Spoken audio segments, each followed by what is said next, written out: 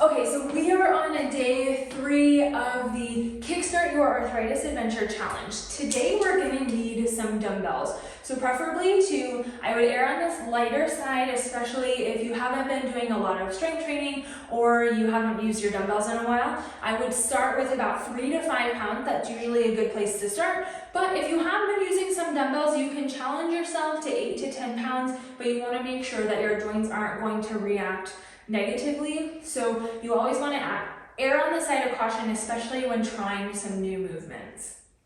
Okay, so if you don't have dumbbells, just grab something in your home. You can fill up some water bottles, you can use soup cans to start. Whatever you have available to you will work. Okay, so we're just going to actually start out with one weight first. And I want you to actually grab the heads of it.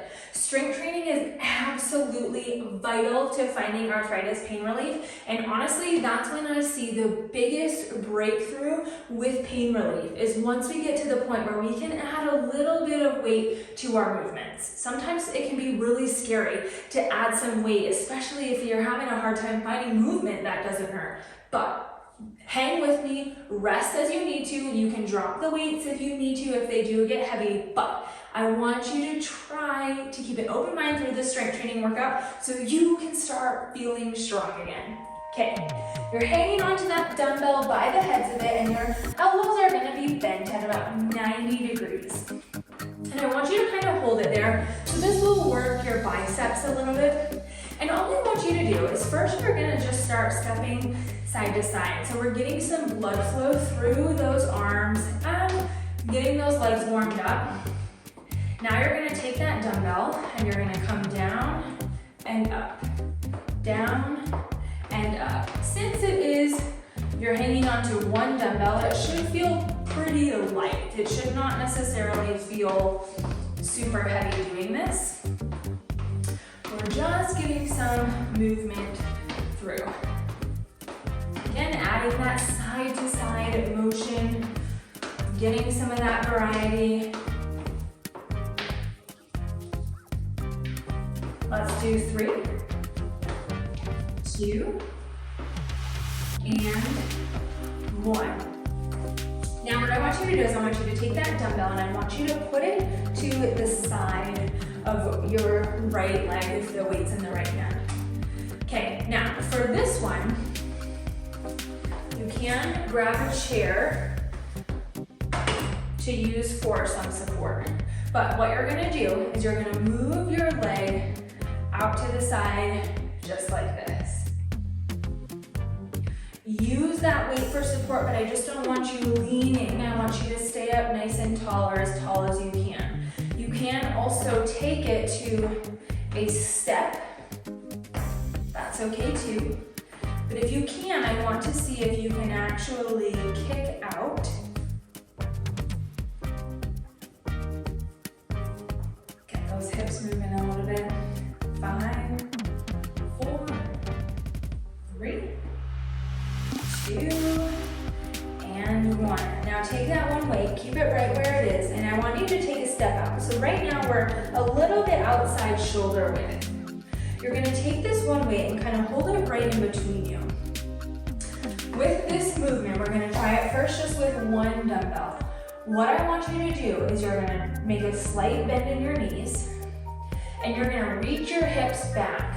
I do like to have one hand free to start just because you can't actually hang onto a chair, and you're going to reach back with those hips, just knees slightly bent. It's not a squat. Reach back and come up. Come down. And I want you to keep that dumbbell nice and close to you, meaning I don't want it to get way out in front of you. Hang onto the chair, sit back, and stand up. This is a deadlift. So if you go just to about the knee, the further down you go, the harder it will be. But I want you to start to feel it in the backs of those legs. This is one of the best strength training movements, so we have to make sure that we're doing it correctly. Okay, now what we're gonna do, once you have the hang of this, okay, so you're going to come down to that deadlift, come down to about the knee, stand up, curl, and press. And you want to make sure that that you're using a weight that you can actually press overhead. So even if you need to drop down in weight, that's okay. So you're coming down, up, curl, press, and back down. Down, up, curl, press. Now you don't have to use the chair once you feel like you have the hang of it. It just is helpful. Another way you can help with this movement is actually standing in front of a wall about a step away. Reach back for that wall, stand up, curl, and press. Let's just do 2 more here. Come down, curl, and press. Last one, come down, curl, and press. And now we're gonna move to the other side. So I'm just gonna move this chair over, but you can just step on the other side of the chair. First, you're just gonna start with that same movement going to the side. Like I said, you can kick just like this. If that does not feel good to you, just step out to the side. You're just stepping out against some resistance is all. But this is going to be the harder variation than the stepping. Moving out to the side, and then we're gonna take it to that deadlift, and then the deadlift, curl to press. 3, 2, and 1. Okay, again, you can use the chair. We're doing the same exact thing, sitting back, and then coming up. So obviously we're only using one weight, so it should not necessarily feel super heavy for you. But if you're one of those people that the backs of your legs feel really tight, this movement is going to be your friend. Just come down to about the knee. The further down you go, the harder and the deeper the stretch is. So I want to make sure that this feels good to you. And we're gonna do 6 more here and then go into that curl and press. Again, you can use a wall too to start to get used to it.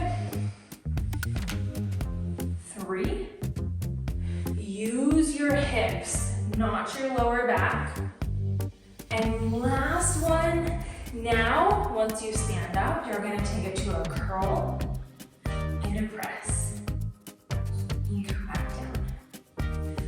Down, curl, and press. Notice I'm moving in control. It's not one of these to go as quickly as you can. Move in control. Stand all the way up, then curl, then press. Come back down. Come down, curl, and press. Let's do 3 more here. If you notice, one side is harder than the other. That could be one shoulder that might need a little bit more work, or if you notice the stretch should be more intense in the backs of your legs, that could be something that we need to work on as well. And last one, come down, squeeze up, curl, and press. Now while we're next to the chair, I want you to move that one weight back into your right hand. So I'm going to show you using the left just because that's where the chair is right now, but you don't necessarily have to use the arm you just used. You're going to stagger your stance. So my weight's in my left hand, my right foot is in front, and I'm going to hang onto the chair with my right hand. Now what you're going to do is you're going to pull the weight back towards your hip, so kind of a diagonal. So it's not straight up, it's right back behind. And you're just pulling back, working those shoulder blade muscles. Nice and controlled. We're not adding in momentum. If you feel like you have to do that or have to kind of bounce, the weight's likely too heavy. Nice and controlled. We have 3, 2. This is an awesome upper body movement that tends to feel really good to the shoulders. So I'm just gonna switch the chair over here. Same thing, just switch your feet. And now you're pulling up. My weight's in my right hand. My left foot is forward. And you're pulling up. and back towards your hip. Not this way, back towards your hip.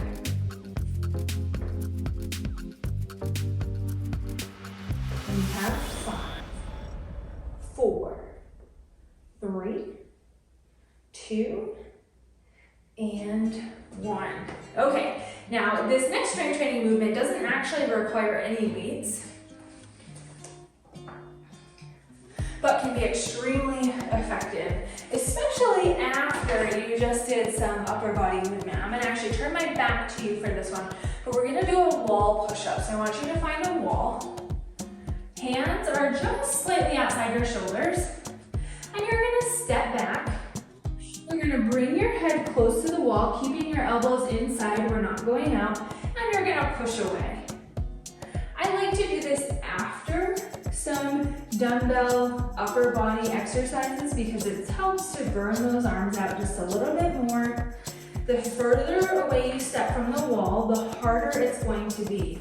The closer you are, the easier it's gonna feel. And I want you to try 5 more here.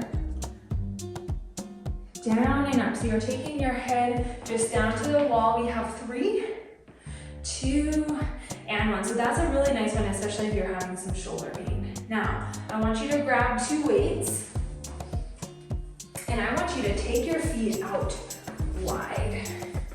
Wider than you typically would for just like standing. Okay, now, your toes are gonna be pointed out a little bit. You're gonna let those weights kind of rest on those thighs, or you can hold them kind of up by your hips, whichever feels more comfortable to you. Now, this is a squat variation, but don't cringe yet because this one tends to be really nice. So, all you're gonna do is you're gonna pulse up and down. Notice my knees are barely moving. They're just moving a little bit.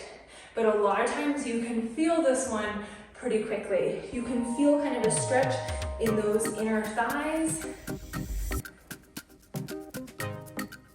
If the weight does feel like it's too much, you can actually just hang on to one weight in front like this, or you can just drop them all together.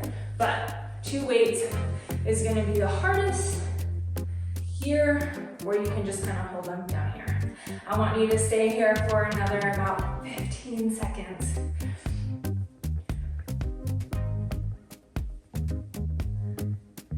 Three, 2, and 1. Awesome job. Okay, now this next one, you are just gonna need 1 weight. I do like to do a lot of single arm, single leg type things with weights to start, because that's when you can highlight some different asymmetries, some weaknesses side to side.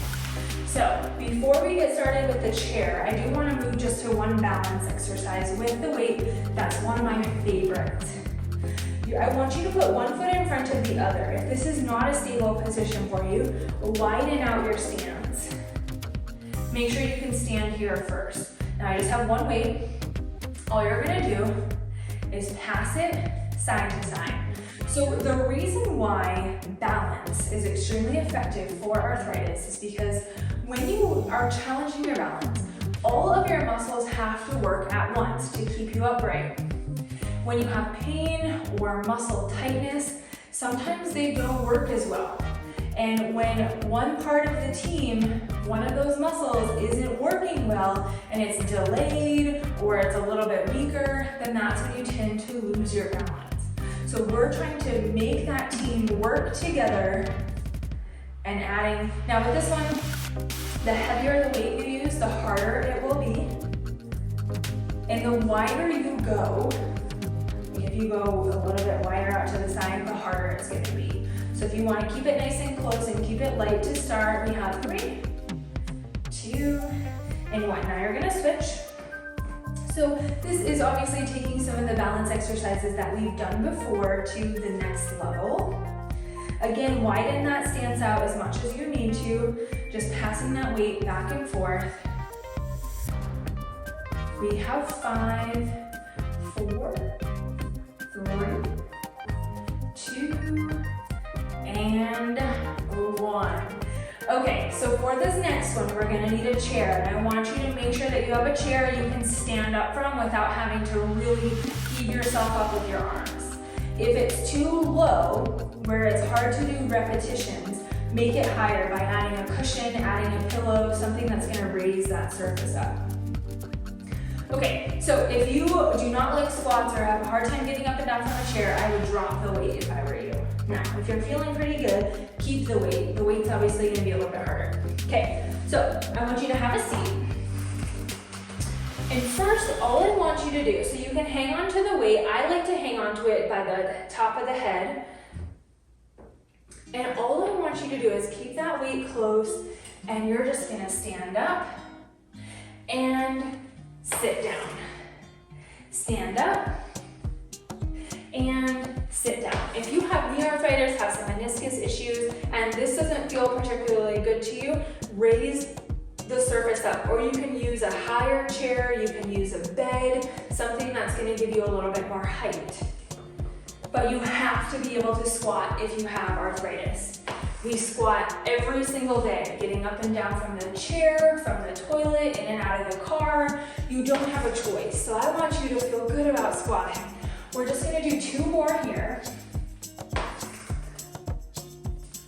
And the last day, I'm gonna give you some resources, a way that you can actually learn how to squat appropriately with the program we have coming. Okay, so now what I want you to do, you're gonna hang onto the weight now by the heads. So we're still sitting down, we're going to do 8. Now what this is gonna look like is you're gonna stand up. As you stand up, you're gonna press that weight up and then sit back down. You're gonna stand up, press the weight up, and then sit back down. That's 2, we're going to 8. Stand up. I would like you to try to use some power that as you stand up, you're pushing through those legs to be able to stand up. We have 3 more. 3, 2, and last one. Okay, awesome. So that is just a squat introduction. So like I said, you will have an opportunity to have some different resources to be able to go through how to learn how to squat and how to build the strength that you need, all kinds of different things. I actually want you to set both weights down now. And now you're just gonna march, and just a small march, and I want you to pull those arms back. Squeeze those shoulder blades together. Now, like I said, this is just a taste of some strength training that we will be going through, and I will release the special offer at the end of tomorrow. So the idea is I want you to feel pretty good. I want you to find a place where you can start, where you're not flaring up your pain, and that actually feels pretty good. I want you to take both hands, fists pointing at each other, and just open up and back. Strength training can be very approachable, even if you have arthritis. There are definitely movements that are better than others, and I want you to make sure that you're doing the right things, because I have a lot of people that come to me saying, you know what, every time I try to do some strength training or I try to do some exercise with dumbbells, I end up hurting myself. And that's not what we want. I want to show you movements that are going to be good for your joints. No matter if you have shoulder, hip, knee, ankle, arthritis, these movements are incredibly important because arthritis can spread. So we want to make sure that that does not happen by making sure we're moving optimally. So I am so glad you're here, and we just actually are finishing up. I want you to step and kind of swing your arms forward, keeping them at a 90-degree angle as you're stepping side to side.